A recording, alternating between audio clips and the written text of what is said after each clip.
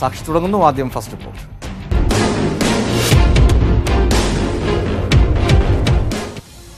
ഭാര്യയുടെ പീഡനത്തെ തുടർന്ന് ഭർത്താവ് ആത്മഹത്യ ചെയ്തു.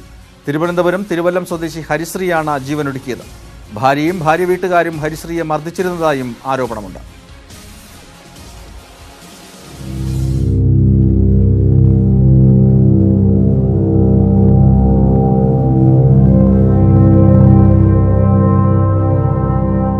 ഇന്നലെ പുലർച്ചെയോടെ ആറ്റുകാലിലുള്ള ഭാര്യ വീടിന് മുന്നിലാണ് ഹരിയെ മരത്തിൽ തൂങ്ങി മരിച്ച നിലയിൽ കണ്ടെത്തിയത്. ഭാര്യ തന്നെ ഉപദ്രവിച്ചെന്നും പിന്നീട് പോലീസിൽ തനിക്കെതിരെ പരാതി നൽകി പീഡിപ്പിക്കുകയാണെന്നും ഫേസ്ബുക്കിൽ പങ്കുവച്ച വീഡിയോയിൽ ഹരിശ്രീ പറയുന്നുണ്ട്. മർദ്ദന ദൃശ്യങ്ങളടങ്ങിയ വീഡിയോയാണ് ഇയാൾ പോസ്റ്റ് ചെയ്തിരിക്കുന്നത്. കാണാൻ ഒട്ടുമില്ല, അഹങ്കാരം ഇല്ലാത്ത ഒരു പെണ്ണ്.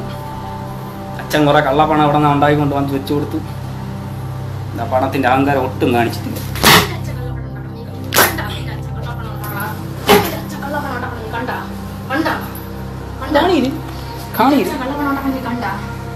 അതുകൊണ്ട് തന്നെ അതാ അടക്കണത്.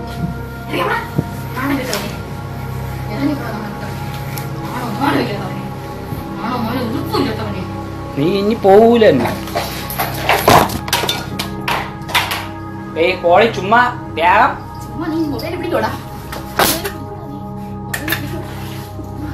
പോ, എന്റെ കണ്ണുമ്പിന്ന് പോ. നീ പോവൂലോ? ഒന്നേ നീ എന്നെ കൊല്ലണം. ഞാൻ ഇന്ന് അടിച്ചോടിക്കും. ആ കണ്ട കൈ കൊണ്ട് തന്നത് ഞാൻ ഇന്ന് രാവിലെ കൂടെ തിന്നത്.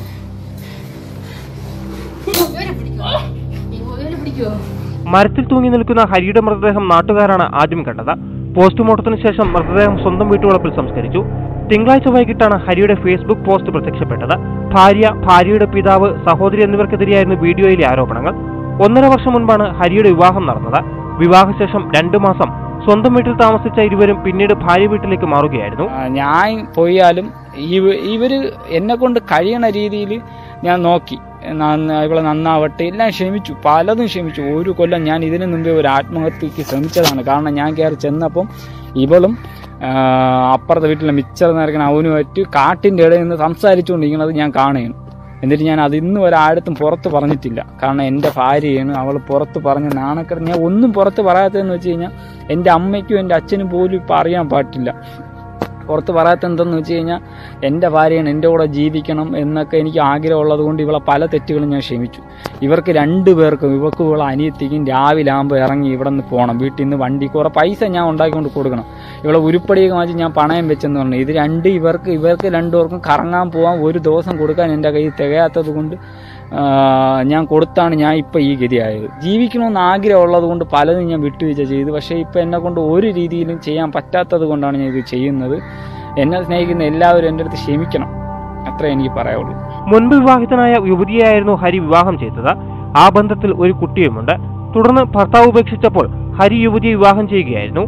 എന്നാൽ വീണ്ടും മുൻ ഭർത്താവുമായി യുവതി ബന്ധം സ്ഥാപിച്ചതിൽ ഹരിക്ക് അസ്വസ്ഥതയുണ്ടാക്കിയിരുന്നതായാണ് വിവരം. മുൻ ഭർത്താവുമായി മാത്രമല്ല പല പുരുഷന്മാരുമായി ഭാര്യയ്ക്ക് ബന്ധമുണ്ടെന്നാണ് ഹരി വീഡിയോയിൽ ആരോപിക്കുന്നത്. സംഭവത്തിൽ പോലീസ് വിശദമായ അന്വേഷണം തുടങ്ങിയെന്നാണ് വിവരം.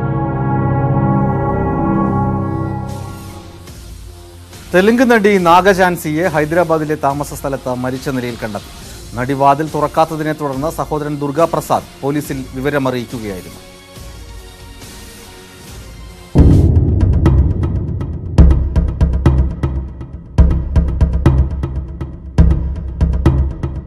മുറിയുടെ വാതിൽ അടഞ്ഞുകിടന്നതിനെ തുടർന്ന് ഒപ്പമുള്ളവരാണ് പോലീസിനെ വിവരമറിയിച്ചത്. തുടർന്ന് പോലീസ് വാതിൽ തകർത്ത് അകത്ത് കയറിയപ്പോഴാണ് സീലിംഗ് ഫാനിൽ കെട്ടിത്തൂങ്ങി മരിച്ച നിലയിൽ നടി നാഗജാൻസിയെ കണ്ടെത്തിയത്.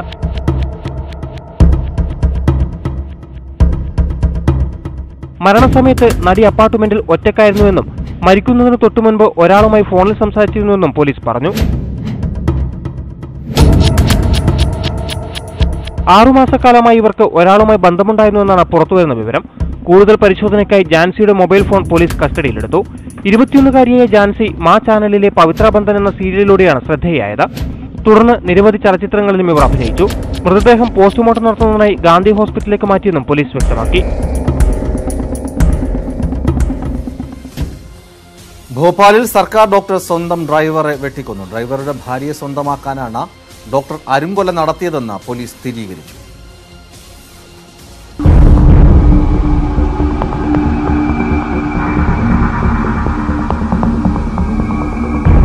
കൊലപാതകത്തിനായി വലിയ ഒരുക്കമാണ് ഭോപ്പാലിലെ ഡോക്ടർ സുനിൽ മന്ത്രി നടത്തിയത്. ബൈരേന്ദ്ര എന്ന ബൈറു പച്ചൗരിയാണ് കൊല്ലപ്പെട്ടത്. ഡ്രൈവറെ ഇല്ലാതാക്കാൻ തന്ത്രങ്ങൾ മെനയുന്നതിന് ബ്രേക്കിംഗ് ബാഡ് എന്ന ടെലിവിഷൻ ഷോ ഡോക്ടർ പതിവായി കണ്ടിരുന്നുവെന്നാണ് വിവരം. ഇത്രാസിയിലെ സിവിൽ ഹോസ്പിറ്റലിൽ ഡോക്ടറാണ് ക്രൂരത ചെയ്തതെന്ന് പോലീസ് പറഞ്ഞു.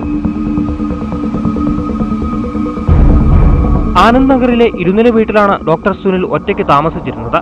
ഇയാളുടെ ഭാര്യ 2017 ഏപ്രിലിൽ മരിച്ചുപോയിരുന്നു. ഇയാളുടെ 26 വയസ്സുള്ള മകനും 23 വയസ്സുള്ള മകളും മുംബൈയിൽ ജോലി നോക്കുകയാണെന്നും പോലീസ് കൂട്ടിച്ചേർത്തു. സുനിലിന്റെ ഭാര്യയും ഡ്രൈവറുടെ ഭാര്യയും ആനന്ദ് നഗറിലുള്ള വീട്ടിൽ 2010 മുതൽ ഒരു ബോട്ടിക് നടത്തിയിരുന്നു. സുനിലിന്റെ ഭാര്യയുടെ മരണശേഷം ഡ്രൈവർ ബൈരുവിന്റെ ഭാര്യ ഒറ്റയ്ക്കാണ് ബോട്ടിക് നടത്തിയിരുന്നത്. ഈ അവസരം ഇവർ തമ്മിൽ അടുക്കുന്നതിനും അവിഹിത ബന്ധത്തിലേക്കും വഴിവെച്ചു. സംശയം തോന്നിയ ബൈരു ഇക്കാര്യങ്ങൾ പുറത്തു പറയുമെന്ന് ഡോക്ടറെ ഭീഷണിപ്പെടുത്തിയിരുന്നു. ബൈരു ഡോക്ടറിൽ നിന്നും പണം തട്ടിയതായി സംശയിക്കുന്നതായി ഹൊഷങ്കാബാദ് SP അരവിന്ദ് സക്സേന പറഞ്ഞു. ബൈരുവിനെ ഒഴിവാക്കി അയാളുടെ ഭാര്യയുമൊത്തുള്ള ബന്ധം തുടരാൻ ആഗ്രഹിച്ച സുനിൽ അയാളെ വെട്ടിക്കൊല്ലുകയായിരുന്നു. സംഭവത്തിൽ കൂടുതൽ വ്യക്തത കിട്ടാൻ യുവതിയെയും ചോദ്യം ചെയ്യേണ്ടതുണ്ടെന്ന് പോലീസ് പറഞ്ഞു. തിങ്കളാഴ്ച ആശുപത്രിയിൽ നിന്ന് ഡോക്ടർ മടങ്ങിയെത്തിയപ്പോൾ ഡ്രൈവർ തനിക്ക് കടുത്ത തലവേദനയാണെന്ന് അറിയിച്ചിരുന്നു. ഡോക്ടർ സുനിൽ അപ്പോൾ തന്നെ ശക്തിയേറിയ വേദന സംഹാരി ഇഞ്ചക്ഷനായി നൽകി. ഇതോടെ ബൈരു മയങ്ങി വീണു. ഈ അവസരം മുതലെടുത്ത് ഡോക്ടർ ബൈരുവിന്റെ കഴുത്തു മുറിച്ച് മൃതദേഹം 25ഓളം കഷ്ണങ്ങളാക്കി. നേരത്തെ വാങ്ങിവെച്ചിരുന്ന ആസിഡ് വീപ്പയിൽ മൃതദേഹം നിക്ഷേപിക്കുകയായിരുന്നു. തിങ്കളാഴ്ച രാത്രി വൈകിയും ചൊവ്വാഴ്ച പുലർച്ചെയും ഡോക്ടറുടെ വീട്ടിൽ അസാധാരണമായി ജോലികൾ നടക്കുന്നത് ശ്രദ്ധയിൽപ്പെട്ട അയൽവാസികൾ വിവരം പോലീസിനെ അറിയിക്കുകയായിരുന്നു. പോലീസ് എത്തുമ്പോൾ ഡോക്ടർ സുനിൽ ധരിച്ചിരുന്ന ഷർട്ടിൽ രക്തക്കര കണ്ടത് സംശയം ബലപ്പെടുത്തി.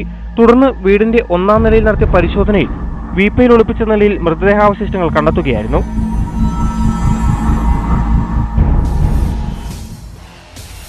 ഫ്ലോറിഡയിലെ ഇന്ത്യൻ ബിസിനസ്സുകാരനെ ശത്രുക്കൾ ഹണി ട്രാപ്പിൽ കുടുക്കി കൊന്നുവെന്ന പോലീസ്.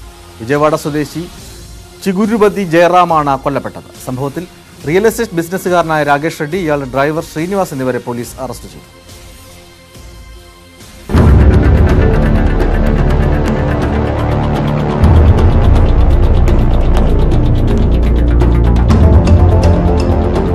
റിയൽ എസ്റ്റേറ്റ് ബിസിനസ്സുകാരനിൽ നിന്നും വായ്പയെടുത്ത 6 കോടി രൂപ തിരിച്ചടയ്ക്കാത്തതിന്റെ പേരിലാണ് ജയറാമിനെ കുടുക്കിയതെന്നാണ് സൂചന. 55-കാരനായ ജയറാമിനെ ജനുവരി 31-ന് വിജയവാഡയിലെ ദേശീയപാതയുടെ തീരത്ത് കാറിന്റെ പിൻസീറ്റിൽ മരിച്ച നിലയിൽ കണ്ടെത്തുകയായിരുന്നു.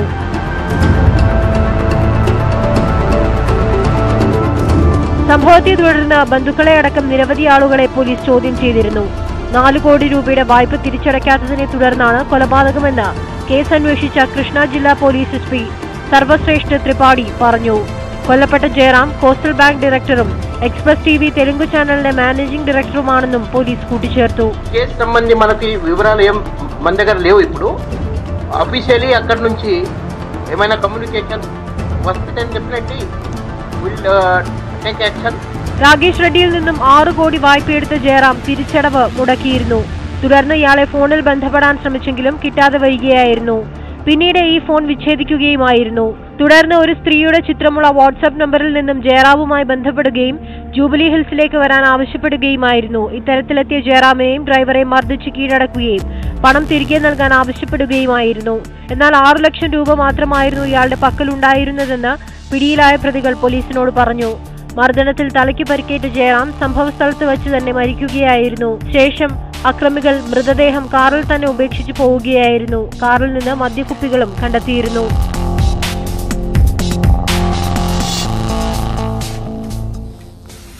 കാസർഗോഡ് ഉപ്പളയിൽ വീണ്ടും അധോലോക സംഘത്തിന്റെ വിളയാട്ടം. കൊല്ലപ്പെട്ട കാലിയ റഫീഖിന്റെ സംഘം കുമ്പളയിലെത്തി 3 കാറുകളാണ് അടിച്ചു തകർത്തത്. സംഭവത്തിൽ പോലീസ് അന്വേഷണം തുടങ്ങി.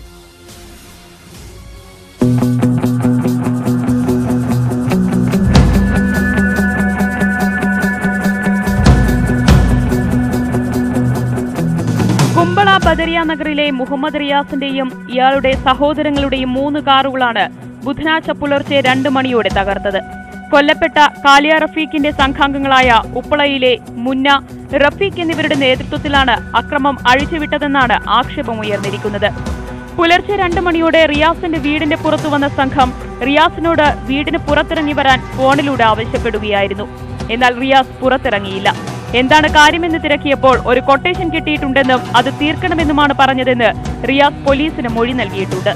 ഉപ്പളയിലെ ഒരു യുവതിയെ റിയാസ് കാണാൻ പോയിരുന്നുവെന്നും യുവതിയുടെ ബന്ധുക്കൾ സംഘത്തിന് കൊട്ടേഷൻ നൽകുകയായിരുന്നുവെന്നുമാണ് പുറത്തുവരുന്ന വിവരം. ഇവന് ഞാനായിട്ട് ഒരു പ്രശ്നമൊന്നുമില്ല. എനിക്ക് ഇവനെ റഫീഖ് എന്ന് പറയുന്ന സുഹൃത്തിനൊക്കെ അറിയയില്ല ആരും തന്നെ.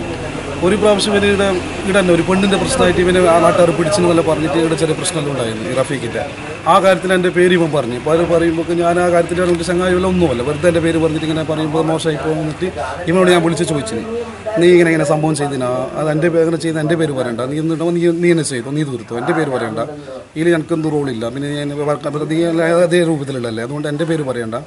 പിന്നെ അതിനുശേഷം ഇന്നലെ രാത്രി എനിക്കാണ് 1 മണിക്കാണ് ഇവൻ ഫോൺ വിളിക്കുന്നത്. ഇവൻ്റെ എന്നെ അറിയുന്ന ഒരു മുന്നാന്ന് പറയുന്ന നമ്പറിലാണ് എനിക്ക് ഫോൺ വിളിക്കുന്നത്. മുന്നാൻ്റെ നമ്പർ ആയതുകൊണ്ടാണ് ഞാൻ ഫോൺ അറ്റൻഡ് ചെയ്തത്.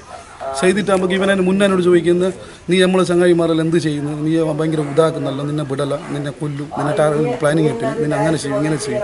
അപ്പോൾ ഞാൻ അവനോട് പറഞ്ഞു, നീ എന്ത് ചെയ്യുന്നത്, നീ രാവിലെ വാ, നമുക്ക് രാവിലെ സംസാരിക്കാം, ഇപ്പം നീ ഫോൺ കട്ട് ചെയ്യുന്നത്. അതിനുശേഷം 2 പ്രാവശ്യം എനിക്ക് പിന്നെ റഫീഖെന്ന് പറയുന്ന ഫോൺ വിളിച്ച് എനിക്കൊന്നും സംസാരിക്കാൻ പറ്റില്ല, ഞാൻ ഫോൺ അറ്റൻഡ് ചെയ്തിട്ടുമില്ല. അതിനുശേഷം 2 മണിക്കാണ് ഇവർ വന്നിട്ട് പണിയെടുത്തിട്ട് പോയത്. ഈ മുറ്റത്തുള്ള വണ്ടിയും എല്ലാം അടിച്ച് പൊളിച്ചിട്ട്. അക്രമത്തിന് മറ്റെന്തെങ്കിലും കാരണമുണ്ടോ എന്നും പോലീസ് അന്വേഷിക്കുന്നുണ്ട്. ഒരു ടൊയോട്ട, 2 ഓൾട്ടോ കാറുകളാണ് തകർത്തത്. വിവരമറിഞ്ഞ് കുമ്പള CI പ്രേംസദിന്റെ നേതൃത്വത്തിലുള്ള പോലീസ് സംഘം രാത്രി തന്നെ സ്ഥലത്തെത്തി അന്വേഷണം ആരംഭിച്ചു. അക്രമികൾക്കായി അന്വേഷണം ഊർജിതമാക്കിയതായി CI പറഞ്ഞു.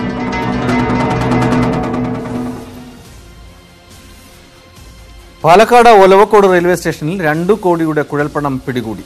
അഹല്യനഗരി എക്സ്പ്രസിൽ RPF നടത്തിയ പരിശോധനയിലാണ് പണം പിടിച്ചെടുത്തത്. സംഭവത്തിൽ 2 മലയാളികളടക്കം 5 പേർ പിടിയിലായി. കോയമ്പത്തൂരിൽ നിന്നും കൊല്ലത്തേക്ക് കൊണ്ടുപോകുമ്പോഴാണ് പണം പിടിച്ചെടുത്തത്.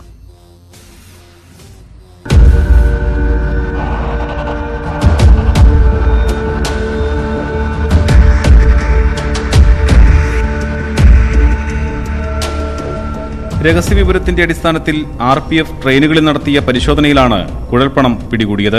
കൊല്ലം സ്വദേശികളായ സുരേന്ദ്രൻ, വിവേക്, മഹാരാഷ്ട്ര സ്വദേശികളായ പദം സിംഗ്, പ്രമോദ്, കർണാടക സ്വദേശി പ്രഭാകർ എന്നിവരാണ് പിടിയിലായത്.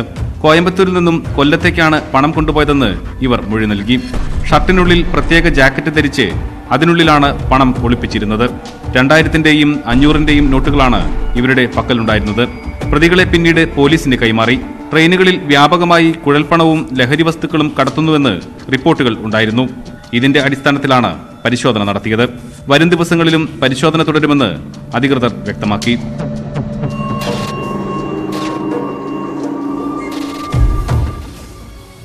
ഉരുളക്കിഴങ്ങ് ലോഡിനുള്ളിൽ കുഴൽപ്പണം ഒളിപ്പിച്ച് കടത്താൻ ശ്രമിച്ച 2 പേരെ വയനാട് തിരുനെല്ലി പോലീസ് അറസ്റ്റ് ചെയ്തു.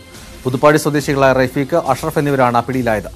ഉരുളക്കിഴങ്ങ് ലോഡ് കൊണ്ടുവന്ന മിനി ലോറിക്കുള്ളിൽ നിന്ന് 1,30,00,000 രൂപയാണ് കണ്ടെത്തിയത്. ചാക്കിൽ കെട്ടിയാണ് പണം ഉരുളക്കിഴങ്ങ് ചാക്കുകൾക്കടിയിൽ പ്രതികൾ സൂക്ഷിച്ചിരുന്നത്. ബംഗളൂരുവിൽ നിന്നും കൊടുവള്ളിയിലേക്ക് കൊണ്ടുപോയ പണമാണ് പിടിച്ചെടുത്തതെന്ന് പോലീസ് പറഞ്ഞു. ഭാര്യയെയും കുഞ്ഞിനെയും ശാരീരികമായി പീഡിപ്പിച്ച യുവാവിനെ താമരശ്ശേരി പോലീസ് അറസ്റ്റ് ചെയ്തു. കയ്യലിക്കൽ അബ്ദുൽ ജബ്ബാറിനെയാണ് ഭാര്യയുടെ പരാതിയിൽ പോലീസ് അറസ്റ്റ് ചെയ്തത്. കോടതിയിൽ ഹാജരാക്കിയ ജബ്ബാറിനെ 14 ദിവസത്തേക്ക് റിമാൻഡ് ചെയ്തു.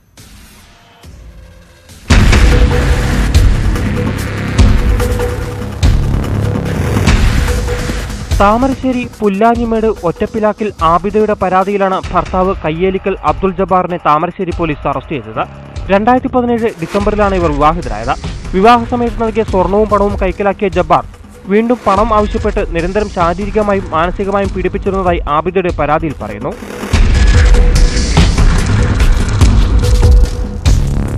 കഴിഞ്ഞ ഞായറാഴ്ച 4 മാസം പ്രായമായ കുഞ്ഞിനെയും തന്നെയും ക്രൂരമായി മർദ്ദിച്ചുവെന്നും ആബിദ പോലീസിന് മൊഴി നൽകി.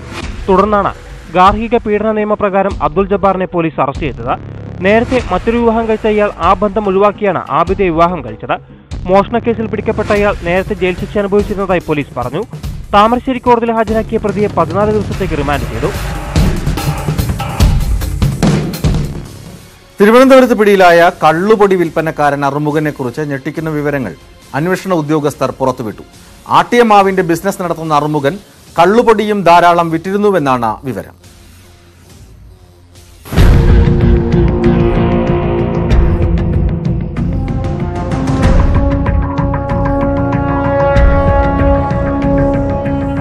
വ്യാജക്കള്ള് വിറ്റ് കാശു സമ്പാദിക്കുന്നതിനിടെയാണ് കഴിഞ്ഞ ദിവസം ആമുഖസ്വാമി എക്സൈസിന്റെ പിടിയിലായത്.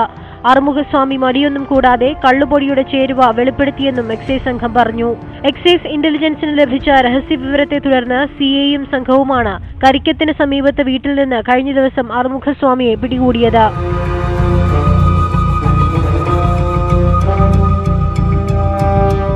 തെങ്ങിൽ നിന്നെടുക്കാതെ കള്ളുണ്ടാക്കുന്ന ആറുമുഖസ്വാമിയുടെ ചേരുവകളെ കുറിച്ച് എക്സൈസ് സംഘം പറയുന്നത് ഇങ്ങനെ: 80 ലിറ്റർ വെള്ളം, 3 ടീസ്പൂൺ പൗഡർ, ഇതിലൂടെ കിട്ടുന്നത് 20 ലിറ്റർ കള്ള്. ആറുമുഖസ്വാമിയുടെ ബന്ധുവായ തെങ്കാശിക്കാരനാണ് കള്ളുപൊടിയുടെ രഹസ്യ ചേരുവ തയ്യാറാക്കുന്നത്. ചോളപ്പൊടി പോലെയുള്ളതിൽ urea, vanilla essence, sodium lauryl sulphate എന്നിവ കലർത്തും.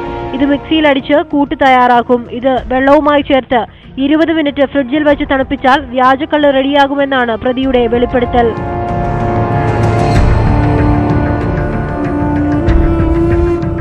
തെക്കൻ ജില്ലകൾ കേന്ദ്രീകരിച്ചാണ് ആറുമുഖസ്വാമിയുടെ വ്യാജക്കള്ള് പൗഡർ വിൽപ്പന പ്രധാനമായും നടന്നിരുന്നത്. ശുദ്ധമായ കള്ളു വിൽക്കുന്ന ചില ഷാപ്പുകാരെ സമീപിച്ചതോടെയാണ് വിവരം എക്സൈസിന്റെ ചെവിയിലെത്തിയത്. തുടർന്ന് നിരീക്ഷണം ശക്തമാക്കാൻ എക്സൈസ് സംഘം തീരുമാനിച്ചു. ഇയാളിൽ നിന്ന് ബൈക്കും 120 കിലോ കള്ളുപൊടിയും പിടിച്ചെടുത്തു. കള്ളുപൊടി പരിശോധനയ്ക്ക് അയച്ചിരിക്കുകയാണെന്നും പോലീസ് പറഞ്ഞു.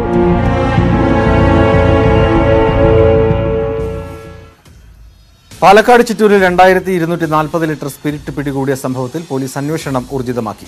പിടിയിലായ ഡ്രൈവറെ ചോദ്യം ചെയ്തതിൽ നിന്ന് നിർണായക വിവരങ്ങൾ അന്വേഷണ സംഘത്തിന് ലഭിച്ചുവെന്നാണ് സൂചന.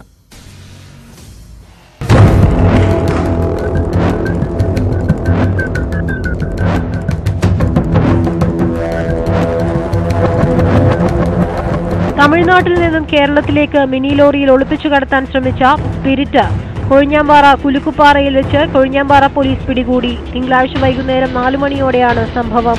35 ലിറ്റർ വീതം കൊള്ളാവുന്ന 64 കന്നാസുകളിലായാണ് സ്പിരിറ്റ് കണ്ടെടുത്തത്. രഹസ്യാന്വേഷണ വിഭാഗത്തിന് ലഭിച്ച വിവരത്തെ തുടർന്ന് ഡിവൈഎസ്പി GD വിജയകുമാറിന്റെ നേതൃത്വത്തിൽ കൊഴിഞ്ഞാമ്പാറ SI മനോജ് കെ ഗോപിയും CPOമാരായ KC അനുരഞ്ജിത്, S Suresh Kumar, K Suresh Kumar, C Ramachandran എന്നിവർ നടത്തിയ പരിശോധനയിലാണ് സ്പിരിറ്റ് കണ്ടെടുത്തത്.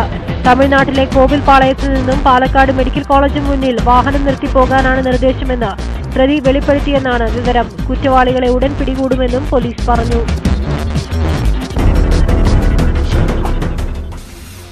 പലിശ സഹിതം പണമടച്ചിട്ടും പണയം വെച്ച സ്വർണ്ണ ഉരുപ്പടി ബാങ്ക് അധികൃതർ തിരികെ നൽകുന്നില്ലെന്ന പരാതി. നെടുങ്കണ്ടം SBI ശാഖയ്ക്കെതിരെയാണ് ആരോപണം.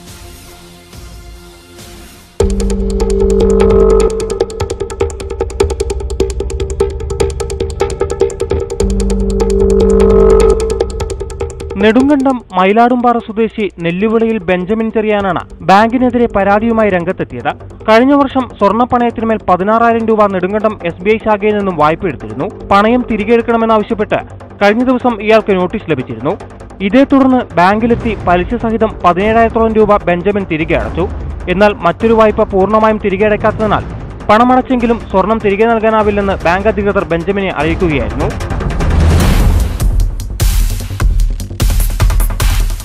പ്രധാനമന്ത്രി തൊഴിൽദാന പദ്ധതി പ്രകാരം അംഗപരിമിതനായ ബെഞ്ചമിൻ സ്വയം തൊഴിൽ ആരംഭിക്കുന്നതിനായി ബാങ്കിൽ നിന്നും 4.25 ലക്ഷത്തോളം രൂപ വായ്പ എടുത്തിരുന്നു. വസ്തുവീടിന്മേലാണ് ഈ തുക അനുവദിച്ചത്. വായ്പാ തുകയിൽ ഇനി 1 ലക്ഷത്തിൽ താഴെ മാത്രമേ അടയ്ക്കാനുള്ളൂവെന്ന് ബെഞ്ചമിൻ പറയുന്നു. അവർ നോട്ടീസ് അയച്ച പ്രകാരം വന്ന് പലിശ അടച്ചു. അപ്പോൾ പൈസ മുതലും പലിശയും കൊണ്ട് അടച്ചു കഴിഞ്ഞപ്പോൾ അവർ സാധനം തരാതിരിക്കാൻ തരുന്നില്ല. കാരണം ഇപ്പം DRMയുടെ വഴിയുടെ ഒരു ലോൺ ഉണ്ടായിരുന്നു. 2015 ലോൺ ഇട്ട അതിൻ്റെ 80% ലോൺ അടച്ചു.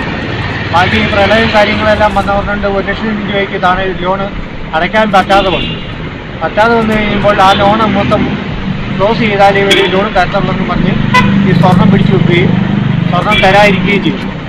അതെന്തുകൊണ്ട് കാരണമുള്ള സ്വർണം തരാതിരിക്കുന്നത് ചോദിച്ചപ്പോൾ ഈ ലോൺ ക്ലോസ് ചെയ്താൽ മാത്രമേ ഈ സ്വർണം തരത്തുള്ളതെന്ന് പറഞ്ഞ്. അംഗപരിമിതനായ ബെഞ്ചമിൻ 1 വർഷത്തിലധികമായി കാലിലുണ്ടായ മുറിവുമായി ബന്ധപ്പെട്ട ചികിത്സയിലാണ്. തുടർ ചികിത്സയും പ്രളയം മൂലം കാർഷിക മേഖലയിലുണ്ടായ പ്രതിസന്ധികളുമാണ് വായ്പാ തുക പൂർണ്ണമായും അടച്ചു തീർക്കാൻ കഴിയാത്ത സാഹചര്യം സൃഷ്ടിച്ചതെന്ന് ബെഞ്ചമിൻ പറയുന്നു. കഴിഞ്ഞ വർഷം കോട്ടയത്ത് ചികിത്സാ ആവശ്യത്തിന് പോകുന്നതിനായാണ് ബന്ധുവിന്റെ സ്വർണം പണയപ്പെടുത്തി ബാങ്കിൽ നിന്ന് വായ്പ എടുത്തത്. വായ്പാ തുക പലിശ സഹിതം കടം വാങ്ങിയാണ് ഇയാൾ കഴിഞ്ഞ ദിവസം തിരികെ അടച്ചത്. എന്നാൽ തൊഴിൽദാന പദ്ധതി പ്രകാരം അനുവദിച്ച വായ്പ അടച്ചു തീർക്കാതെ പണയ ഉരുപ്പടി തിരികെ നൽകാനാവില്ലെന്ന നിലപാടാണ് ബാങ്ക് സ്വീകരിച്ചത്. ബന്ധുവിന്റെ മകളുടെ വിവാഹത്തിനാവശ്യമായ സ്വർണമാണ് ഇതെന്ന് ബെഞ്ചമിൻ പറയുന്നു. ഇവർ ഇന്നലെ ഞാൻ വന്ന് സ്വർണ്ണത്തെ പലിശ എല്ലാം അടച്ച് പക്ഷേ സ്വർണം തരില്ല. എൻ്റെ ആൻറ്റിയുടെ കൊച്ചിൻ്റെ കയ്യിൽ നിന്നും സ്വർണം മേടിച്ച് പണയം വെച്ചതാണ്. അഞ്ചയുടെ കൊച്ചിൻ്റെ കല്യാണമാണ് 18-ാം തീയതി, വരുന്ന 18-ാം തീയതി വിവാഹമാണ്. അതിന് മുന്നാടിയായിട്ട് അപ്പോൾ സ്വർണം എടുത്തു കൊടുക്കേണ്ടതുണ്ട്. ഞാനൊരു ഹാൻഡിക്യാപ്ഡാണ്, എനിക്ക് വേറെ ജോലിയൊന്നും ചെയ്യാൻ പറ്റാത്തതുകൊണ്ട് ഈ TRMയുടെ ലോൺ എടുത്താൽ. അതേസമയം ബാങ്ക് നിയമപരമായാണ് നടപടികൾ സ്വീകരിച്ചതെന്നും ഉന്നത ഉദ്യോഗസ്ഥരുമായി ചർച്ച നടത്തി സ്വർണം തിരികെ നൽകുമെന്നും SBI നെടുങ്കണ്ടം ശാഖാ മാനേജർ അറിയിച്ചു. ഫേസ്ബുക്കിൽ പ്രത്യക്ഷപ്പെടുന്ന പ്രവചന സ്വഭാവമുള്ള ഗെയിമുകളിൽ പങ്കെടുക്കുന്നവർ ജാഗ്രത പാലിക്കണമെന്ന കേരള പോലീസിന്റെ മുന്നറിയിപ്പ്. വ്യക്തിയുടെ സ്വകാര്യ വിവരങ്ങൾ ചോർത്താൻ ഹാക്കർമാർ ഇത്തരം ഗെയിമുകൾ ഉപയോഗിക്കാറുണ്ടെന്നും പോലീസ് ഫേസ്ബുക്ക് കുറിപ്പിൽ വ്യക്തമാക്കി.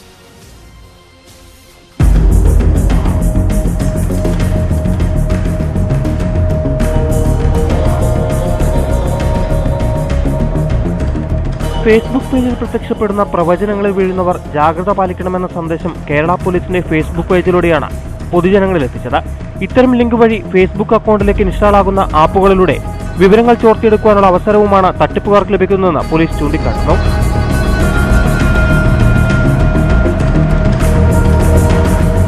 അടുത്ത ജന്മത്തിൽ നിങ്ങൾ ആരാകും?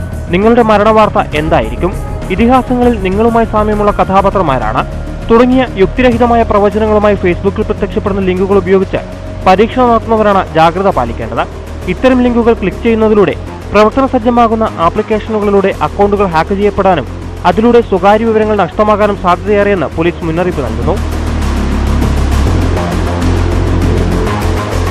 ഫേസ്ബുക്കിൽ ഇത്തരത്തിലുള്ള ആപ്പുകൾ ഉപയോഗിക്കാതിരിക്കാൻ പ്രത്യേകം ശ്രദ്ധിക്കണം.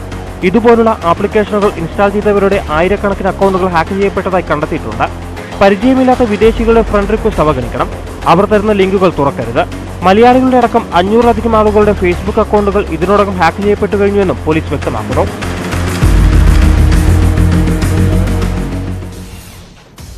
ഡൽഹിയിൽ ഓൺലൈൻ ടാക്സി ഡ്രൈവർ കൊല്ലപ്പെട്ടത് എങ്ങനെയെന്നറിയാം അന്വേഷണത്തിൽ.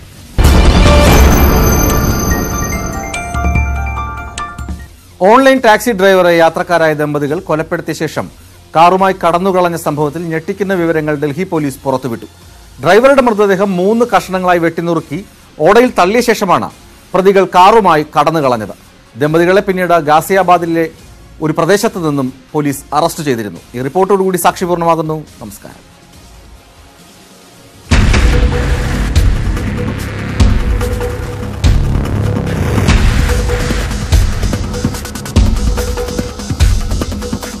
ഒരാഴ്ച മുൻപാണ് ടാക്സി ഡ്രൈവറായ ഗോവിന്ദിനെ ഡ്യൂട്ടിക്കിടെ കാണാതായത്.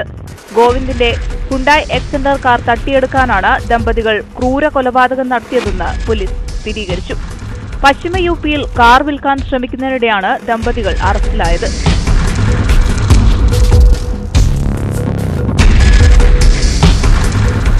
ജനുവരി 29-ന് പുലർച്ചെ 1 മണിക്കാണ് ദമ്പതികളായ ഫർഹദ് അലിയും സീമ ശർമ്മയും ഓല ടാക്സി ബുക്ക് ചെയ്തത്. ഗാസിയാബാദിൽ നിന്നും ഗുഡ്ഗാവിലേക്ക് പോകുന്നതിനായിരുന്നു ടാക്സി വിളിച്ചത്. ഈ സമയം മദഗീറിൽ നിന്നും കബഷരയിലേക്ക് ഓട്ടം കഴിഞ്ഞു നിൽക്കുകയായിരുന്ന ഗോവിന്ദനാണ് ബുക്കിംഗ് ലഭിച്ചത്. യാത്ര കഴിഞ്ഞയുടൻ അലിയും സീമയും ഗോവിന്ദിന് തങ്ങളുടെ വീട്ടിൽ ഒരു ചായ കുടിക്കാൻ ക്ഷണിച്ചു. കടുത്ത തണുപ്പായതിനാൽ ഗോവിന്ദ് ആ ക്ഷണം സ്വീകരിച്ചു. മയക്കുമരുന്ന് കലർത്തി നൽകിയ ചായ കുടിച്ച ഗോവിന്ദ് ഉടൻ മയങ്ങി വീണു. ഈ സമയം അലി ഒരു കയർ കൊണ്ട് ഗോവിന്ദിന്റെ കഴുത്തുമുറുക്കി മരണം ഉറപ്പാക്കി. തുടർന്ന് മൃതദേഹം വീട്ടിലുപേക്ഷിച്ച് ദമ്പതികൾ കാറുമായി മൊറാദാബാദിലേക്ക് കടന്നു. അവിടെ കുറ്റിക്കാടിനുള്ളിൽ ദമ്പതികൾ ഒളിവിൽ കഴിഞ്ഞതിനും പോലീസ് തെളിവുകൾ ശേഖരിച്ചു. പിറ്റേന്ന് കട്ടറുകളും ഷേവിംഗ് കത്തികളുമായി എത്തിയ ഇവർ ഗോവിന്ദിന്റെ മൃതദേഹം 3 കഷ്ണങ്ങളായി മുറിച്ചു. ഉപേക്ഷിക്കാനുള്ള എളുപ്പത്തിനാണ് ഇങ്ങനെ ചെയ്തത്. തുടർന്ന് 3 കെട്ടുകളിലാക്കിയ മൃതദേഹ ഭാഗങ്ങൾ ഒരു സ്കൂട്ടിയിൽ കയറ്റി ഗ്രേറ്റർ നോയിഡയിലെ ഓടയിൽ ഉപേക്ഷിച്ചു. കാർ ബുക്ക് ചെയ്തവരുടെ വിവരങ്ങൾ പരിശോധിച്ചാണ് കൊലയാളികളിലേക്ക് പോലീസ് എത്തിയത്.